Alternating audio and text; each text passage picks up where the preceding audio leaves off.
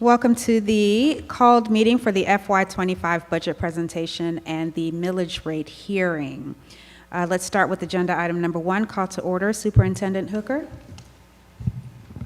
Thank you, Madam Chair. Ms. Heidi Hensley, Ms. Claudia Butts, Ms. Linda Davis. Here. Dr. Patricia Yeager. Here. Mr. Tim Denton. Here.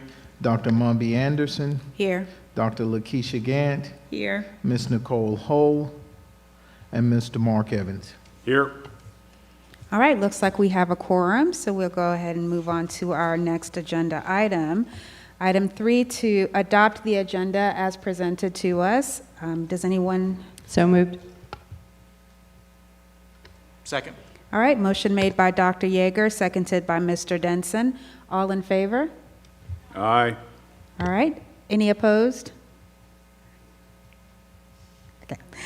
All right, that motion passes unanimously. All right, let's move on to item number 4, the FY 2025 budget presentation. Mr. Greiner, would you like to come on up?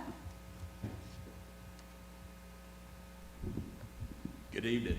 Thank you, Dr. Anderson. So I made a few changes from last night, so we'll kind of walk through those. Won't necessarily go through the whole presentation, so we'll just kind of look at the updated slides. Again, this is what these hearings are for, to make adjustments as needed. Probably the user.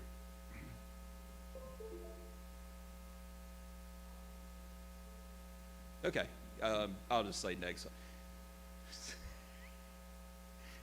Now it's going really fast.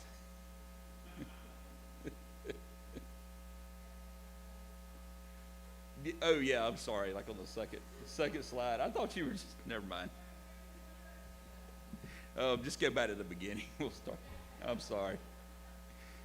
All right, let's go ahead and start this over. All right, here we go. So this is just the budget update, of course, from the May 9th board meeting, and then, of course, the budget hearing last night. So next slide, Lisa. And then you can go to the next one. Okay, so I did add a few items to this from last night. These were things that were actually from the May 9th board meeting when we presented the budget. All these items are included. Again, we talked about the transportation increase through QBE, our safety grant increase. On May 9th, it was recommended to go for the classified salary increase to go from $12.50 to $17.50. We'll address the comments from last night here shortly. Again, 2 paraprofessionals per elementary school, 2 mental health counselors at the high school level. Mr. Denson, to answer your question, conservatively, I believe beginning fund balance will probably be about $1.2 million over where we ended fiscal year 23. So, and we'll talk about that a little bit later as well. All right, Lisa, next slide. No changes here from last night, so we can just move on to I think we'll actually skip through yeah, you're good. Nothing on the tax changes. Still good. I think we're good till we get down into the expenditure side. No changes on QBE. Okay. You're still good. Still good. I did add on this slide down at the very bottom the 2 mental health counselors. They're in the budget. I just didn't have them on there last night, so to make this more accurate. Next one, then you keep going, Lisa.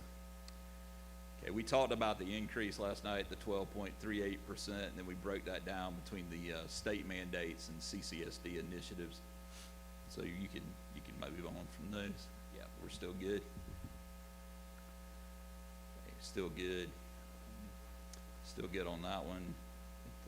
Okay, I did add this slide. I thought it was kind of to go back to FY22 and just kind of look at what increases we've done over that time. Certified is normally the governor's increase, but we'll talk a little bit about that.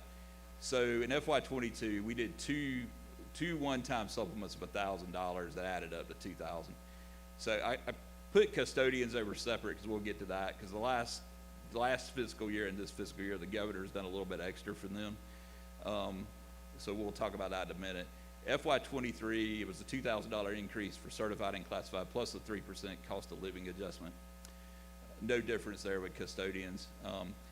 In FY '24, the governor proposed a $2,000 raise for all certified employees. We increased that to $4,000, and we matched that on the classified side as well. And then the governor also added a $1,000 one-time supplement from the state for our custodians across the state. This year, the governor's proposed a $2,500 increase for all our certified employees. Right now, we have on the table, so to speak, a proposed increase to $1,750, and we'll talk about the suggestion from last night. And then also the governor has also proposed, or has approved, excuse me, a $1,000 one-time supplement for our custodians as well. The way the custodial supplement works, we actually receive, they take the number of custodians we report to the state, and we receive $1,000 per custodian. So it's $1 for dollar. Other than the state does not cover Social Security. Some districts opted out of Social Security back in the 80s, so the state has always made it, they don't cover Social Security for that reason, because they would be overfunding some districts. They underfund us a little bit because we do Social Security. So. Lisa, if you get the next one. I just thought that was kind of a good capture there. On the operating, there's no changes there. So this is where we were at last night. You know, roughly, I did adjust the beginning fund balance, so now we're at 20.55% projected, using about $5.5 million, a little over $5.5 million. The next slide kind of captures the thoughts from last evening. So what I did is I added, Dr. Gann has suggested a potential supply stipend for our teachers. I put $250 in there. The estimated cost of that is $337,500. And then the increase, the classified salary increase, I went ahead and took it from $1,750 to $2,500. I think last night we discussed $2,250. $2,500 would be a dollar for dollar match with our certified. So the estimated cost of that is $900,000. Another potential option there that I didn't include on the slide would be, you know, get around sustainability we talked about last night, would be to stick with the May 9th recommendation of $1,750 and maybe do a one-time stipend of $750. I know that's, you know, you do a one-time stipend, there's more taxes come out of that, so there's the downside of that. The upside is it's not built into the salary table, so it can be something that can be done from year to year. So if we get to that point next year, once we put the $2,500 in the salary table, of course it stays, you know, that's, or the $750, it would stay in the salary table as we move forward. So that's also a couple different ways of looking at that. Again, I just thought I would throw that option out there as well. And then if you go to the next slide, Lisa, this will kind of, so if both of those recommendations, regardless, the $900,000 would stay the same if it's a salary table increase or a stipend. So we would end up using about $6.8 million of fund balance, and we'd still be a little bit over 20%, so 20.14%. And then the next slide is just, again, these are our fund balances I mentioned last night, just to kind of distinguish between the different categories. And then the last slide is just the timeline. So I'll be happy to go any more detail y'all would like, or any additional questions. I don't know if Dr. Hooker may want to chime in as well at some point, or he may, but okay. All right, thank you, Mr. Greiner. Yes, ma'am. Okay, we'll open up the floor for questions. Yes, Mr. Denson. I guess I'll ask this question to Dr. Hooker, because I know that some of your concerns was about the sustainability if we did increase that for the classified salaries. Would this make it less concerning to you if we did the idea of doing $1,750 as part of the actual pay table, but then the additional $750 as a one-time? Yes, I think that is a good option to use. The other concern that I have, as you and I spoke this morning, as we talk about putting 2 parapros in each school, that's going to be difficult for some of our schools to attract paraprofessionals. We have some schools who were not able to fill those positions this year. So we're looking at inequities when you're talking about that as well. We have a number of schools that did not fill those positions. So how would that look? For instance, you may have some schools that can attract qualified candidates for that, but other schools, it's going to be difficult in filling those positions. So we will have schools that have those 2 extra positions and schools that may not have those 2 extra positions, and they may really need those spots. So that's an inequity there as well. That's something for you to think about. I love you. Oh, thank you. I don't get that often, so I'm very pleased to hear that tonight. Okay. Are there any other questions, comments? Yes, Ms. Davis. I just want to follow up on the difficulty in finding parapros for some of our schools. Yes. Would that be the only inequity that we have if we approve this and they couldn't get them, or is everything else equal across the board for everybody? I would say, so we have a ranking system that we use for schools that are most, need the most support. And at times, even giving them spots for that, they are not being filled.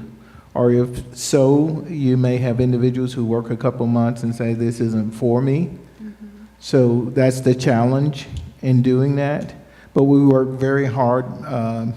Mr. Griner and Dr. Blankenship and her team works very hard to work with principals, screening applicants, making sure they get qualified applicants, things of that nature, but it's still very difficult. Some of our schools this year could not fill those special ed positions. So we're still challenged with that. We're not the only school system. I'm not saying it's just us, but there are schools across the state who are dealing with the same issue that we're dealing with.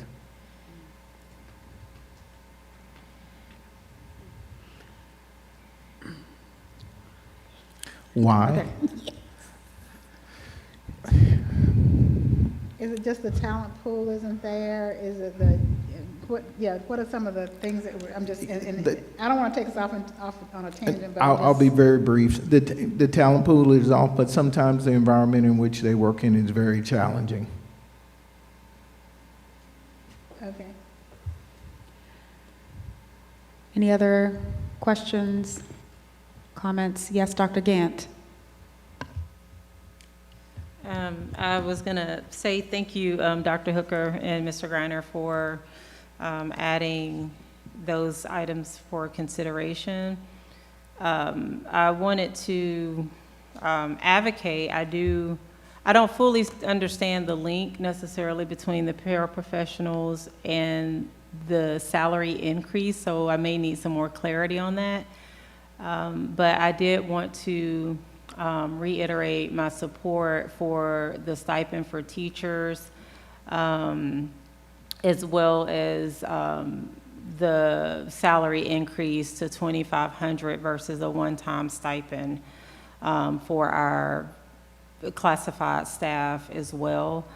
And then I know also, I think it's still a few more pennies over last night, and I've had a chance to sort of compile some more information since then for our librarians, and had a really thorough conversation, like a culmination of conversations. And I know that I understand a little bit more that they are, what they have at the school, from my understanding, is based on FTE.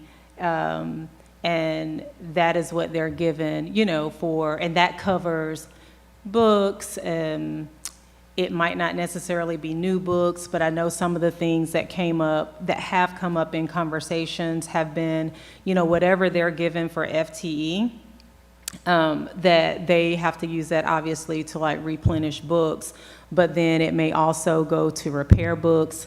Books may need like new covers. They may also have labeling needs. I know some people may have binding machines where they're able to, you know, repair their own books. Lost books, not all schools, you know, when students lose books, you know, our families may not necessarily be able to replace those books. And so that really is a loss that that school or that library assumes, unless they have like donations, or unless the parent goes and replaces the book. And so, you know, one of the things that was shared, and I don't want to represent this as everyone, because I don't know if that's the case, but like LSGT funding can be a source, for like those one-time, not that it's like an increase across the board, but for the one-time refresh, if you would. Sometimes they have older books, and particularly when it comes to history and some of the things that, quite frankly, are, well, I guess it just depends philosophically. If it is in the library, you want to be sure you have everything represented. And so, so sometimes they might get, some support from the LSGT. And so I just wanted to add a little bit more context for that it could be helpful for our media specialists, to have, even if it's just a one-time thing, it's not a part of our general budget, but some type of refresh that they could use that perhaps at that school, maybe they need new books, or maybe they need new labeling. Maybe they're using tape for their labels, all of those different things. And so I do want to advocate for that as well, but I wanted to thank you all for including the stipend supply and then also the salary increase for our classified staff. Okay, thank you. On the LSTT side, that's something we can definitely look at. We typically allocate, I'm trying to do it off the top of my head, it's probably not a good thing, roughly around 600,000 we set aside for our schools, to apply for different grants. And Mr. Barlament and Mr. Nobles kind of, oversee that process of the grant application, but that's something we can definitely, that might be an avenue. We can definitely look at a refresh there for sure. So. Okay, are there any other comments, questions? Yes, Mr. Denson? My first is just a question. I'm assuming that eSPLOS dollars can be used for library book purchases? I know with SPLOS dollars, library books be purchased, but. It's kind of I've asked that question in the past, and I'd have to get some further clarification. It's been a couple of years since I've asked that question. It used to be kind of that gray area for school districts. Yeah. On purchasing books. Okay. It's kind of a hard, the answer I got was always, it's really borderline. Okay. Most attorneys I've asked that probably stay away from it, but they're also, the ones I asked were conservatives. I mean, it's something I can definitely look into again. Yeah, just because I know Athens Clarke County Library System uses SPLOS dollars to purchase their books, and it's so. wording too with these SPLOS, and then you also have to get back to the referendum and have to Right. go back and look at how it was written. Ensuring the language is there, yeah. Normally, there's enough language in there, it pretty much covers anything, so you can add. But books has been what I think school districts have tried for years to try to get incorporated in there, and it's always, at first it was always a hard no, then it became a little bit more gray and not black and white, but I don't know of any, but I can definitely research that. I don't mind that at all. Okay, thank you. And yeah, the last thing I'll say is I definitely support what Dr. Gant's saying with the $250 stipend. I think that $337,000 will go a long ways, and that's definitely also a complaint that I've heard from a lot of teachers. And then also with the going up to the full $2,500 as either if we do it just as that portion as a one-time, which I think would be a good compromise. I'd be willing to support that when it comes time to vote for this. Thank you. Are there other questions or thoughts? All right, this is the penultimate before we have to vote on this, so. Penultimate. Yeah, we have one more. So this is the penultimate. Oh, okay, sorry. Okay. All right, I do have a couple of questions, maybe not questions, but comments. I do want to die on the ASP hill, so I feel very strongly that the district should be absorbing that increased cost for ASP. And I also am very appreciative of this budget preparation process compared to previous years. Your team, the district, have been so amenable to, investigating a lot of the things that have been asked of the board, and this has been an incredibly mutual experience as far as I can tell. I don't know how others feel, but I definitely sense that. So I wanted to express my appreciation with that. I do hope that you all will consider that going from $6 per child to $10 per child is a pretty steep incline for after-school care. So yeah, I want to keep reiterating that I am not pleased with parents having to almost double the cost of care each week for 1+ student that are going to after-school programming. That's almost a 50% increase. Okay. Can I make a comment to that? I wanted to do some research on that as well, and that we have not raised ASP in over 15 years. And the price is that $10 a day per one child, $8 for 2 siblings, and registration remains at $10. A student max is $20 a family. Staff is $8. This has not been raised in over 15 years. So that's something we can look at, but I just wanted you to get a context of that. The other thing I want to share with you, I had a conversation with Mr. Denson this morning also. We don't know how this voucher bill is going to impact our school system. Because as you know, a student can come here for 1 month, take their voucher and go to a private school or anywhere else. What impact that's going to have on us later on. Major, minor, but I don't want to be in a position that this year we do this and next year we're furloughing people. Just food for thought. Can I say one last thing before I pass it over? I think what may have been the shock to the parents that I've spoken with is the steep incline from last year or this current year to next year. So perhaps a more incremental increase would have been less of a blow than nearly doubling the expense. So maybe a consideration would be an increase in ASP perhaps, but not such a steep increase that families really do feel that blow on their weekly budgets. I think that may be a better, what is that called? When you, negotiation.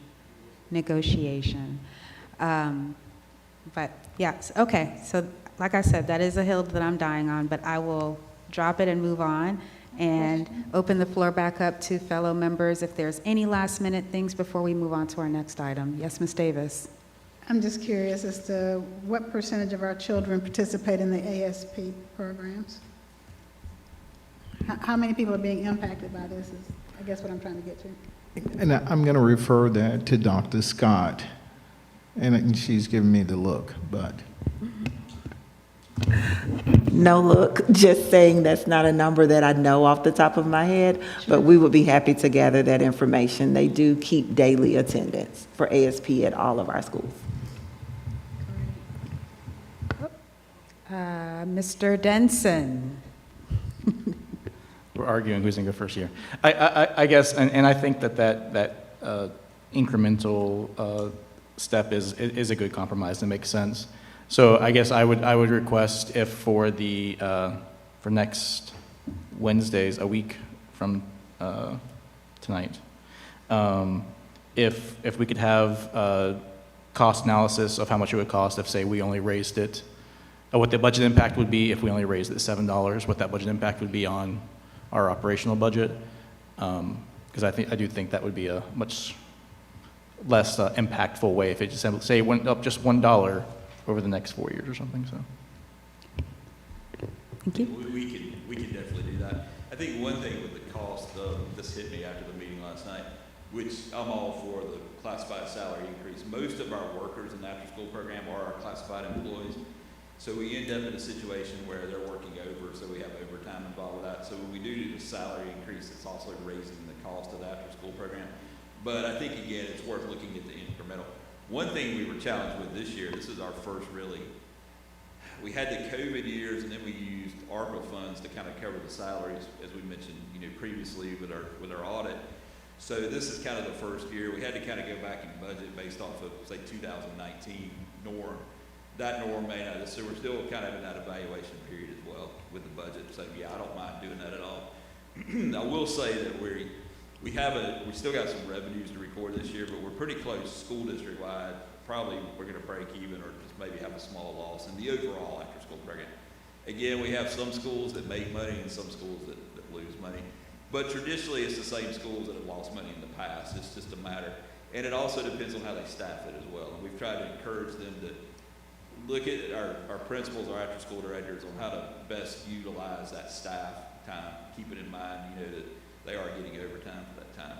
And a lot of our employees do that, so they have that extra income, which is definitely something, that is worthwhile for them, and that's how it's mostly staffed. So that was a thought after the meeting last night as well. But we can put that analysis together.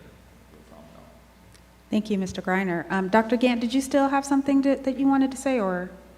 Just briefly, Mr. Denson mentioned what I'll support is just figuring out what the analysis is to support the after-school program. And I think I remember you saying, was it 700,000 that's in that particular? Roughly, we have about 700. Now, what we told our schools this year, in the past, we've always held back a little bit at the district level. I told them this year we weren't going to do the district admin costs. So we've got to figure out at the end of the year, if schools did make money, we try to return that back to the schools, and then they're allowed to put that in their undesignated funds, and that benefits the entire school. So again, it's that kind of juggling game, because we do have some schools that don't make money and some that do make money. So we've always tried to figure out what's the most equitable way, because you hate to take money from a school that necessarily may have prospered from their after-school program and take it away from the kids at that school and give it to another school that might. So there's always that dilemma as well. But the fund balance, that is, at the beginning of the year, was right around 700,000 for our after-school program. Again, it sets aside from the general fund. It's a totally different.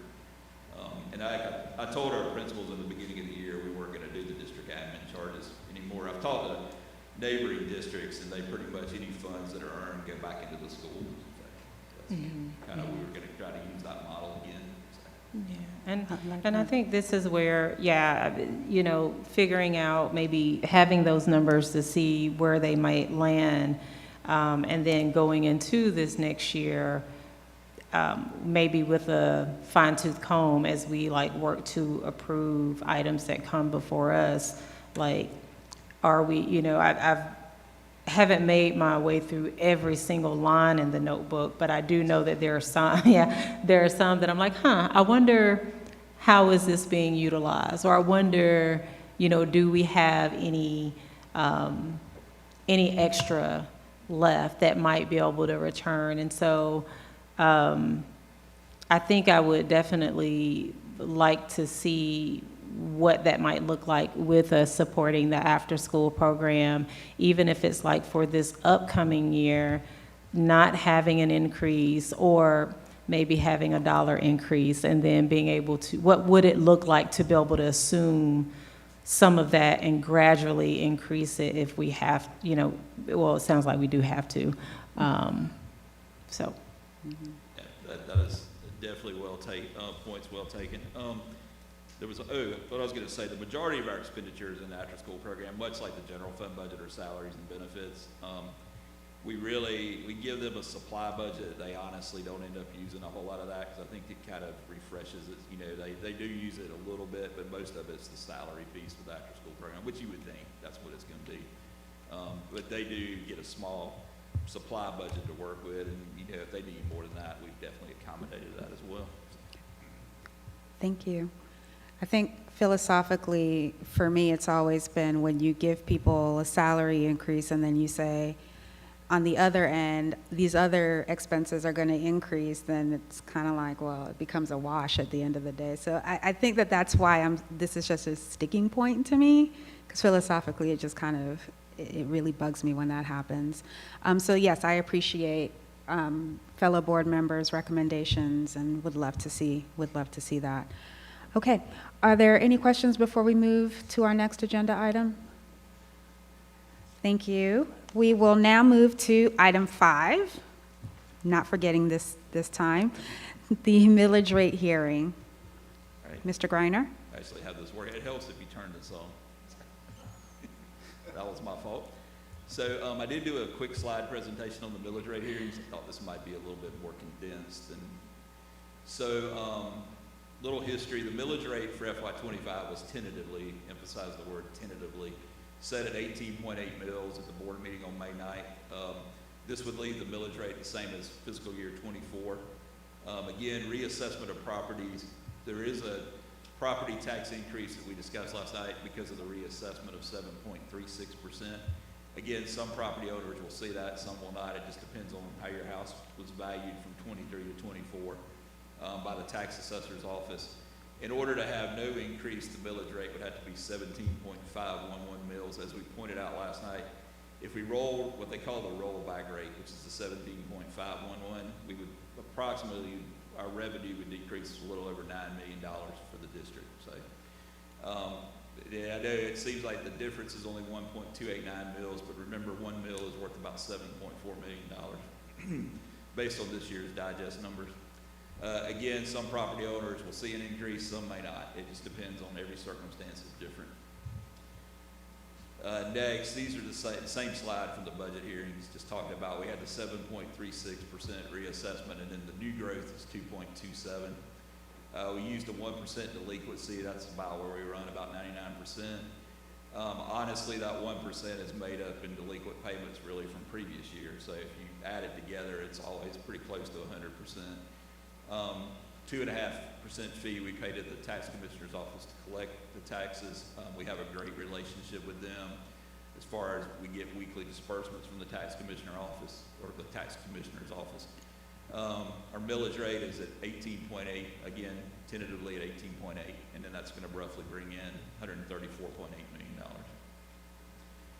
million. This is just again, the increase from 6.7 million per mill to 7.4 this year, and then again the millage rate, which was reduced back in FY '23 and is stayed, proposed to stay constant again this year. And again, these are just the hearing dates. So I'll be happy to answer any questions y'all have on the millage rate. Thank you, Mr. Greiner. Any questions? Okay. All right. Thank you so much. And we're moving on from item 5, so you're welcome to get comfortable, have a seat. All right. If there are no further questions, I will just iterate to the public that we do have one more budget and millage rate hearing on June the 12th, and then the budget and millage rate is set to be voted on at our regular board meeting on June 13th. So let's move on now to item number 6, to adjourn. Would someone Motion like that to? we adjourn. I'm not ready. I second. Motion made by Dr. Evans, seconded by Ms. Davis, reluctantly. All right, all in favor? Aye. Motion passes. Thank you all. We'll see you next week. All right.